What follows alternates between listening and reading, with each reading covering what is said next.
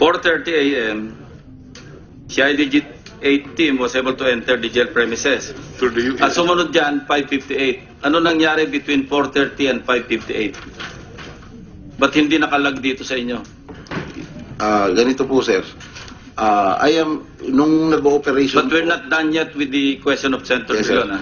Yung nangyari po yung operation during that time, actually, sir, hindi naman po kami talaga conscious sa oras, kung anong oras, para may timer po kami na Hindi laging naman. tinatiman po namin. Hindi, ang tinatanong lang natin, bakit po bago labaril, bago nagkaputukan, tumatawag na sa soko? Ganito po, sir, ang explanation ko dyan. Napareceive po namin kasi yung coordination sa Baybay na may document po dito sa Baybay Police Station ng 3:43 a.m. 3:43 po yung last coordination, yung coordination po namin doon. After na-confirm po namin, sir, na na-receive na po yung coordination doon, tumakbo na po yung raiding team papunta po ng provincial jail. Ngayon, during that time, so, ang kasunod po dito, sir, is ginawa ko po dito, estimated time na lang. Basta, ang record po namin, sir, 3:43 po. Okay.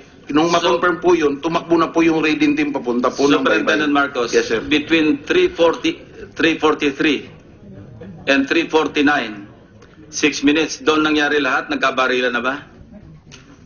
I'm not quite sure, sir. Hindi ako sigurado masyado, sir. Well, yung record nyo, sinasabi, hindi pa kayo nakapasok kasi 4:30 kayo pumasok.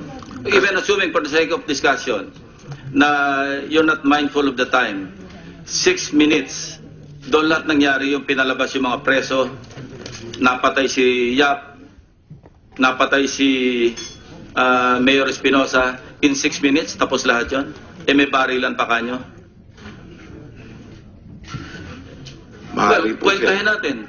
3:43, 3:49, 6 Kasi kung nung tinanong ko po, sir, kung yung coordination nakatakbo na po, sir.